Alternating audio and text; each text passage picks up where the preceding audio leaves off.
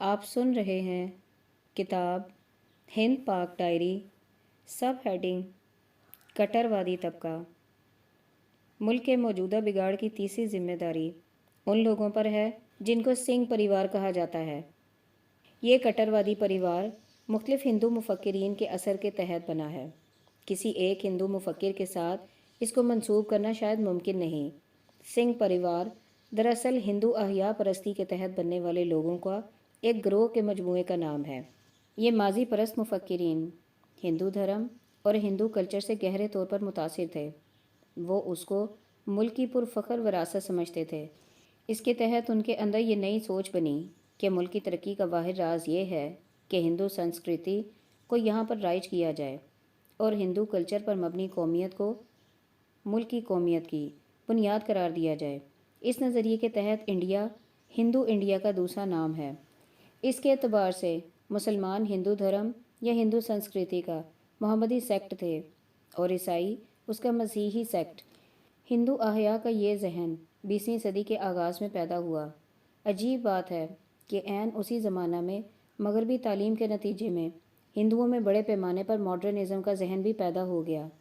اس طرح ہندو سماج بیک وقت قدامت پسندی اور جدت پسندی کا متضاد مجموعہ بن گیا۔ اس عجیب صورتحال کا ذکر مولانا اقبال احمد سہیل نے اپنے اس شعر میں کیا ہے: آگے ہے قدم پیچھے ہے نظر، جانا ہے کہاں جاتے ہیں کدھر، مبہم ہے یہاں خود سمت سفر، نیرنگ زمانہ کیا کہیے۔ سنگھ پریوار کی اصل مشکل یہ ہے کہ اس کی آئیڈیالوجی ملک کے صرف ایک چھوٹے سے طبقہ کے لیے قابل قبول ہو سکتی ہے۔ زیادہ بڑا طبقہ وہ ہے جو اس آئیڈیالوجی کو سرے سے قبول کرنے کے لیے تیار ہی نہیں۔ مسلمان اور عیسائی اس کو قبول کرنے پر اس لیے راضی نہیں ہو سکتے کہ یہ ان کے نزدیک ان کی مذہبی شناخت کو مٹانے کے ہم معنی ہے، جو انہیں کسی بھی حال میں قبول نہیں ہو سکتی۔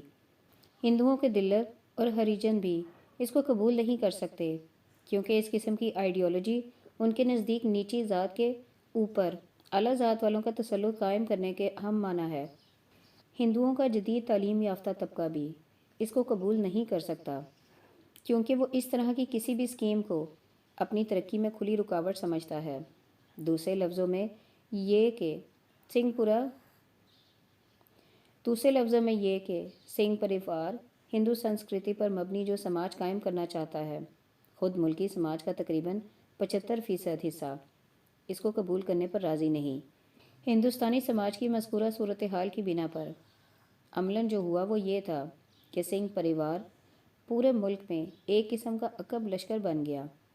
اس کا پورا کردار منفی کردار ہو کر رہ گیا۔ تھوڑے سے قدامت پسند ہندوؤں کو جذباتی خوراک دے کر انہوں نے ضرور اکٹھا کر لیا، مگر ملک کی بہت بڑی اکثریت جن میں ہندو بھی شامل ہیں ان سے سخت بیزار ہو گئی۔ اس طرح ملک میں ایک ایسی کشاکش برپا ہو گئی جس نے پورے ملک کو نفرت اور عصبیت و تشدد سے بھر دیا۔ چنانچہ سنگھ پریوار کے لوگوں نے کوئی مثبت کام نہیں کیا۔ ان کا رول اول سے آخر تک صرف منفی رہا۔ کچھ دانشوروں کا یہ کہنا ہے کہ شاید کسی مبالغہ کے بغیر درست ہے کہ سنگھ پریوار کے لوگوں نے ملک میں صرف 3 کارنامے انجام دیے ہیں: اول 1948 میں مہاتما گاندھی کو قتل کرنا، دوم 1992 میں ایودھیا کی تاریخی بابری مسجد کو ڈھانا، سوم 1998 میں ایٹمی دھماکہ کر کے برصغیر ہند میں ایٹمی جنگ کا خطرہ کھڑا کر دینا۔ مجھے اس سے بحث نہیں کہ سنگھ پریوار کی ہندو آئیڈیالوجی اصولی طور پر درست ہے یا نادرست، مگر یہ یقینی ہے کہ زور اور زبردستی کے ذریعے اس قسم کی آئیڈیالوجی کو سارے ملک پر مسلط کرنا ہلاکت خیز حد تک غلط ہے۔ جب ملک کی بڑی اکثریت بیزاری کی حد تک آپ کی آئیڈیالوجی کے خلاف ہو تو ایسی صورت میں اس کو برپا کرنے کی کوشش کا نتیجہ صرف یہ ہوگا کہ لوگوں کے اندر جھنجھلاہٹ پیدا ہو جائے گی۔ لوگ ایک دوسرے کو غلط ثابت کرنے کے لیے جھوٹا پروپیگنڈا کریں گے۔ اپنے موقف کو جائز بتانے کے لیے خود ساختہ تاریخ لکھی جائے گی۔ ان ساری کوششوں کا نتیجہ یہ ہوگا کہ ملک میں نفرت اور کٹر پن کا جنگل اگے گا جو آخر کار تشدد تک پہنچ جائے گا۔ سارے لوگوں کو ہندو بنانے کی کوشش کا عملی نتیجہ یہ نکلے گا کہ غیر ہندو تو درکنار، خود سنجیدہ اور تعلیم یافتہ ہندو بھی اس غیر فطری اسکیم سے سخت بیزار ہو جائیں گے۔ یہ نقصان صرف ان لوگوں کے حصے میں نہیں آئے گا جو سنگھ پریوار سے باہر ہیں، خود سنگھ پریوار کو بھی اس کا شدید ترین نقصان اٹھانا پڑے گا۔ وہ یہ کہ سنگھ پریوار کے لوگوں میں بہت بڑے پیمانے پر منافقت پیدا ہو جائے گی۔ یہ ایک مسلمہ اصول ہے کہ جب بھی کوئی شخص یا گروہ ایک ایسا نظریہ بنائے جو فطرت کے قانون کے مطابق قابل عمل نہ ہو تو ساری کوشش کے باوجود آخرکار اس کے لیے دو میں سے ایک کا انتخاب رہتا ہے، یا تو وہ صاف لفظوں میں یہ اعلان کرے کہ وہ غلطی پر تھا، یا پھر حالات سے مجبور ہو کر وہ منافقانہ روش اختیار کر لے، یعنی اپنے دل میں تخفیہ ایجنڈا کے طور پر وہ پچھلے نظریہ ہی کو لیے رہے، مگر خارجی دباؤ کے تحت وہ اس کے بالکل برعکس روش اختیار کر لے۔ یہ ایک اٹل فطری قانون ہے، اور سنگھ پریوار کا کیس یقینی طور پر اس معاملے میں کوئی مستثنیٰ کیس نہیں۔ انڈیا کی موجودہ صورتحال میں یہاں صرف ایک ہی طریقہ قابل عمل ہے، اور وہ یہ کہ سیاست اور مذہب کو ایک دوسرے سے الگ رکھا جائے، نظری طور پر نہیں بلکہ عملی طور پر، یعنی لوگ اپنے ذاتی دائرہ میں خواہ جو بھی عقیدہ رکھیں، مگر سیاسی نوعیت کے عملی معاملات کو انہیں مشترک مفادات کی بنا پر قائم کرنا چاہیے۔ سیاست اور مذہب کے درمیان اسی عملی علیحدگی، نہ کہ نظری علیحدگی، کو سیکولرزم کہا جاتا ہے۔ سنگھ پریوار نے اگر اب تک نہیں جانا تھا تو اب اس کو بخوبی طور پر جان لینا چاہیے کہ انڈیا کے موجودہ حالات میں یہاں کا سیاسی نظام صرف سیکولرزم کی بنیاد پر قائم کیا جا سکتا ہے۔ ہندوتو کی بنیاد پر ملک میں ایک اجتماعی نظام کو قائم کرنے کا منصوبہ ایک مہلک قسم کا فینٹسزم ہے، نہ کہ کوئی حقیقی اسکیم۔ سب ہیڈنگ: ہندوستان کا مستقبل۔ یہ سوال اکثر کیا جاتا ہے کہ ہندوستان کا مستقبل کیا ہے؟ اس قسم کے سوالات ہمیشہ کسی اگر پر موقوف ہوتے ہیں۔ یہاں بھی اس سوال کا جواب اسی قسم کے ایک اگر پر موقوف ہے۔ یہ اگر کیا ہے؟ وہ اگر یہ ہے کہ ہندوستان کے رہنما اور دانشور قومی عمل کا منصوبہ حقائق کی بنیاد پر بنائیں گے یا خود ساختہ نظریات کی بنیاد پر۔ جیسا کہ عرض کیا گیا ہے، جواہر لال نہرو کی قیادت میں کانگریس نے ایک خود ساختہ نظریہ پر ملک کو چلانا چاہا جو سراسر ناکام ہو گیا۔ اب دوبارہ سنگھ پریوار کے لوگ بھی ایک اور خود ساختہ نظریہ پر ملک کے سماج کی تشکیل کرنا چاہتے ہیں۔ کانگریس کا خود ساختہ نظریہ اگر سماج دار تھا تو سنگھ پریوار کا خود ساختہ نظریہ ہندو دار تھا، جس کو وہ بطور خود کلچر نیشنلزم کا نام دیتے ہیں، مگر یہ دونوں ہی نظریے یکساں طور پر ناقابل عمل ہیں کیونکہ وہ فطرت کے قوانین سے مطابقت نہیں رکھتے۔ انگریزی میں ایک بہت ہی بامعنی مقولہ ہے، سیاست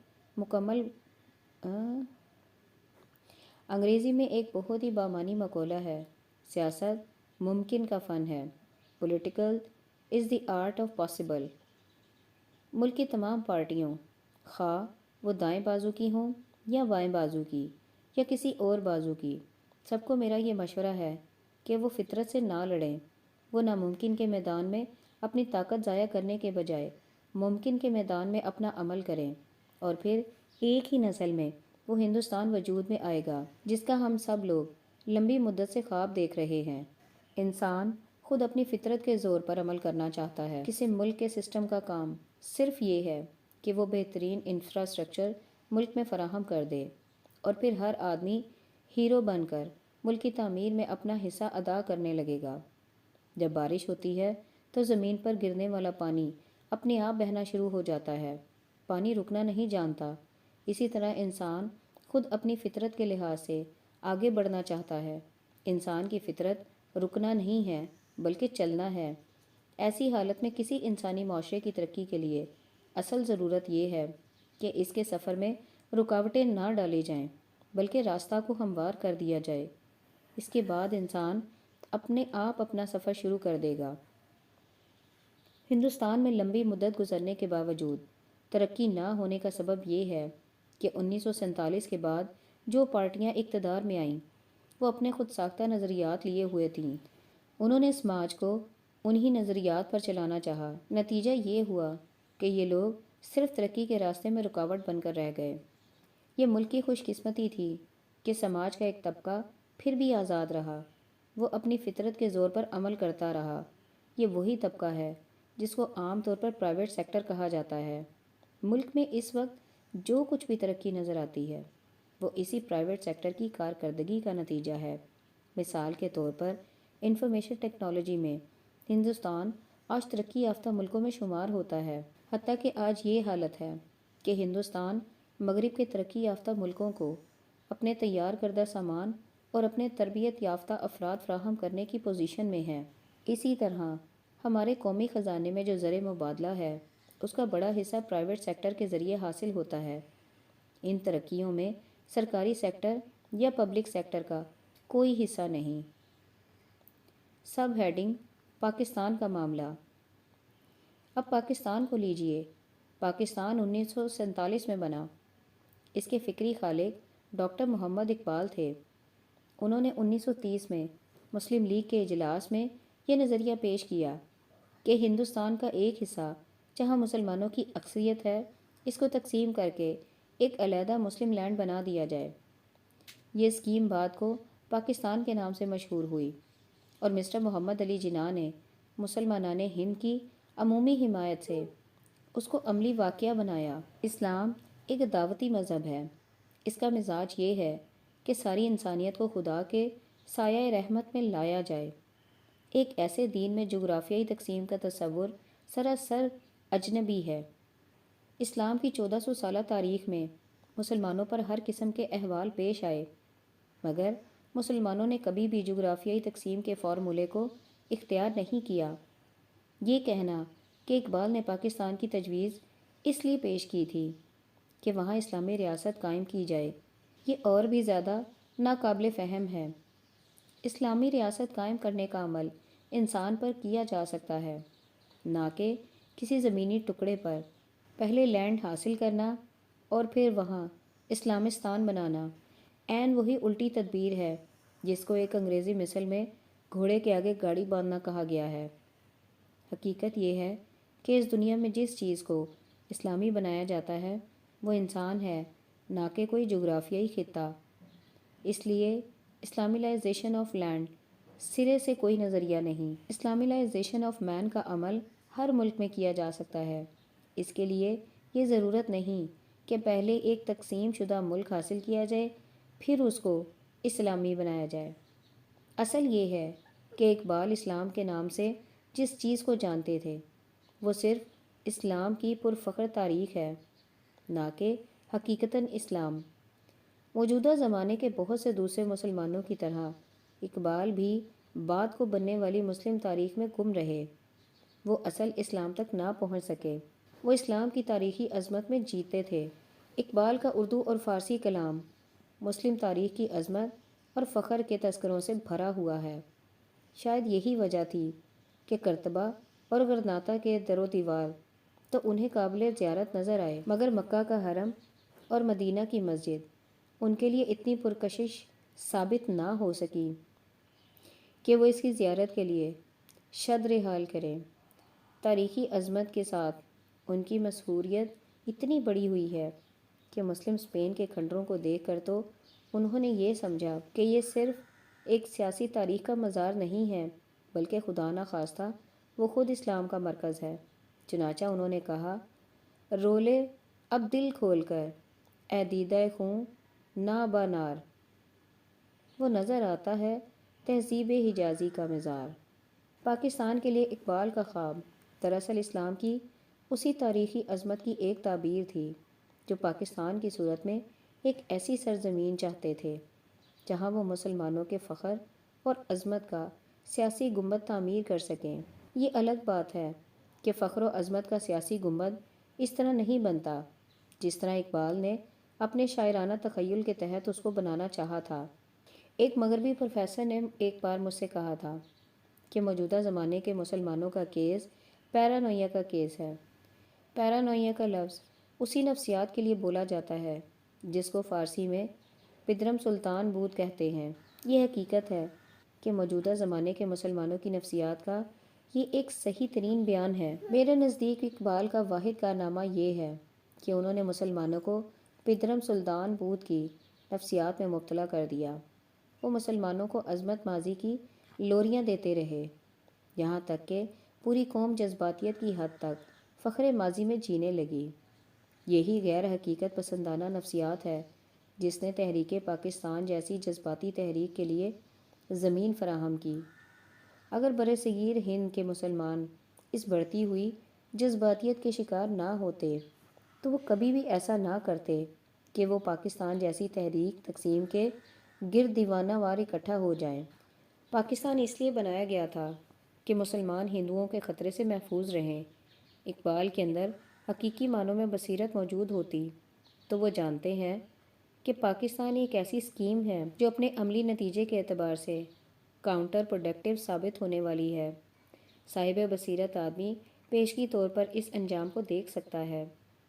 اب تو ہر اندھے آدمی کو معلوم ہے کہ پاکستان نے جو کارنامہ انجام دیا وہ صرف یہ تھا کہ اپنی حریف قوم کو ایک واحد ملک کی صورت دے کر اس کو قومی تر بنا دیا، اور دوسری طرف مسلمانوں کو 4 حصوں پاکستان، بنگلہ دیش، ہندوستانی مسلمان، کشمیر میں تقسیم کر کے ان کو ضعیف سے ضعیف تر بنا دیا۔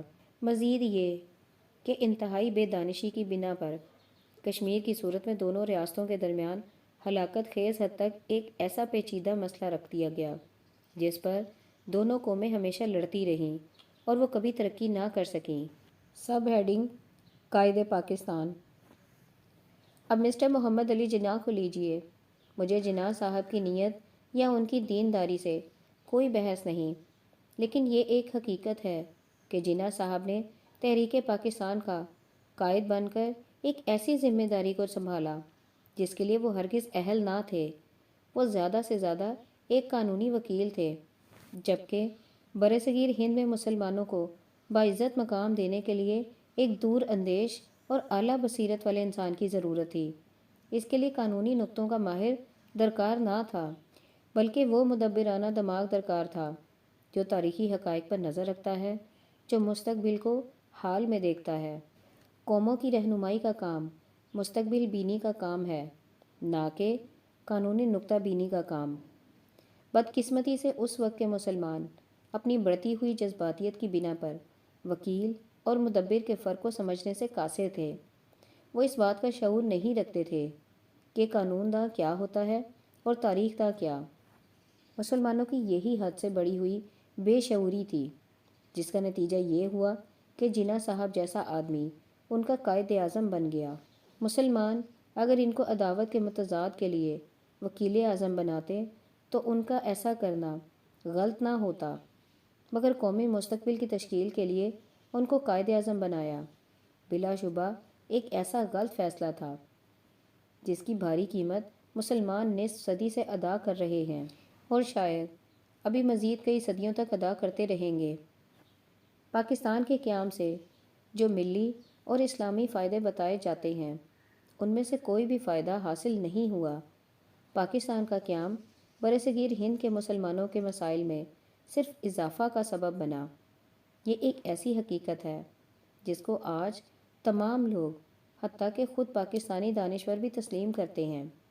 البتہ یہ حضرات اس المیہ کا ذمہ دار ہندو لیڈرشپ کو قرار دیتے ہیں۔ ان کے نزدیک یہ تمام تر ہندوؤں کی سازش تھی جس نے پاکستان کے حسین خواب کو شرمندہ تعبیر نہ ہونے دیا۔